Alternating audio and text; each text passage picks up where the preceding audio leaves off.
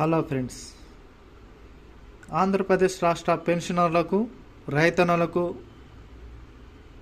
గొప్ప శుభవార్తనైతే నారా చంద్రబాబు నాయుడు గారు ముఖ్యమంత్రి తెలియజేయడం జరిగింది.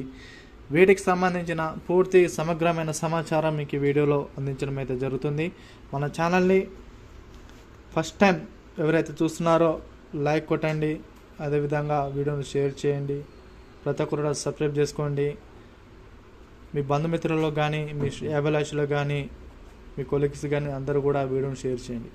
ఆంధ్రప్రదేశ్ రాష్ట్రానికి సంబంధించి పెన్షనర్స్ అదేవిధంగా రైతన్నలు ఎవరైతే ఉన్నారో వారికి కీలకమైన గుడ్ న్యూస్ అయితే తీసుకురావడం జరిగింది. వీటికి సంబంధించిన ఇన్ఫర్మేషన్ మీకు వీడియోలో అందించడం అయితే జరుగుతుంది. ఏపీ పెన్షనర్లకు 6,000, రైతన్నలకు 7,500 అర్హుల ఖాతాలోకి జమ. ఇటీవల చూసుకున్నట్లయితే ఆంధ్రప్రదేశ్ కూటమి ప్రభుత్వం పథకాలతో దూసుకుపోతున్న తరుణంలో ప్రజల నుండి ఎన్నో మన్ననలు పొందడం జరుగుతుంది. మనం సినీ ప్రముఖ hero deputy CM Pawan Kalyan గారు పిఠాపురం తరపున గెలుపొందిన అనంతరము తనదైన శైలిలో ప్రజలకు అదేవిధంగా పెన్షనర్లకు రైతన్నలకు గొప్ప గొప్ప శుభవార్తలు, కొత్త కొత్త స్కీమ్స్ తీసుకొచ్చి వాళ్ళనైతే ప్రయోజనాలను అయితే కల్పించడం జరుగుతుంది. ఆంధ్రప్రదేశ్ రాష్ట్రానికి సంబంధించి పెన్షన్లు చూసుకున్నట్లయితే అక్కడ రాష్ట్ర ప్రభుత్వం అయితే 3,000 రూపాయల చొప్పున అర్హుల ఖాతాలోకి జమ చేయడం జరిగింది. ఈ యొక్క అక్టోబర్ అదేవిధంగా నవంబర్ నెలకు సంబంధించి పెన్షన్ అనేటివి అర్హుల ఖాతాలో వారి ఖాతాలో అయితే జమ చేయడం జరిగింది. అయితే వృద్ధులకు 4,016 రూపాయలు, 6,016 రూపాయలు పెన్షన్ అనేటివి పెంచే ఆలోచన కూడా రాష్ట్ర ప్రభుత్వం అయితే చేస్తూ ఉన్నది. అదేవిధంగా రైతన్నలకు సంబంధించి రైతన్న అన్నదాత సుఖీభవ ఏదైతే పథకం కింద తీసుకురావడం జరిగిందో అన్నదాత సుఖీభవ పథకం కింద రాష్ట్ర ప్రభుత్వం 5,000 రూపాయల చొప్పున అర్హుల ఖాతాలో జమ చేయడం జరుగుతుంది ఎకరాకు.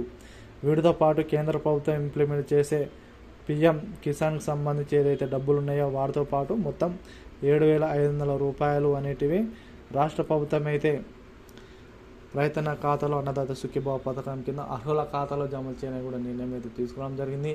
ఎవరైతే ఆంధ్రప్రదేశ్ రాష్ట్ర వాస్తవ్యులు ఎవరైతే ఉన్నారో వారికి రైతన్నలకు సంబంధించి పెన్షనరీస్ అయితే ఎవరైతే ఎలిజిబుల్ ఉన్నారో వారికి మాత్రమే ఈ యొక్క డబ్బులు కానీ, రైతన్నలకు సాగు చేసే వారికి కానీ ఈ యొక్క డబ్బులు అనేవి అర్హుల ఖాతాలో జమ చేస్తామని కూడా రాష్ట్ర ముఖ్యమంత్రి నారా చంద్రబాబు నాయుడు గారు తెలియజేయడం జరిగింది. ఇది ఏమైనా పెన్షనర్లకు ఇటు రైతన్నలకు ఇది ఒక గుడ్ న్యూస్ అని చెప్పుకోవచ్చు.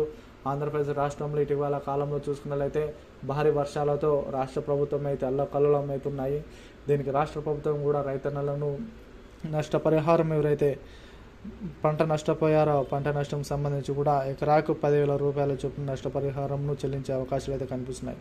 వీటి కోసం మరింత సమాచారం కోసం మీరు చేసుకోవాలంటే ప్రతి ఒక్కరు వీడియో షేర్ చేయండి. మరింత సమాచారం కోసం మన ఛానల్ సబ్స్క్రైబ్ చేసుకోండి, లైక్ చేయండి, కామెంట్ చేయండి.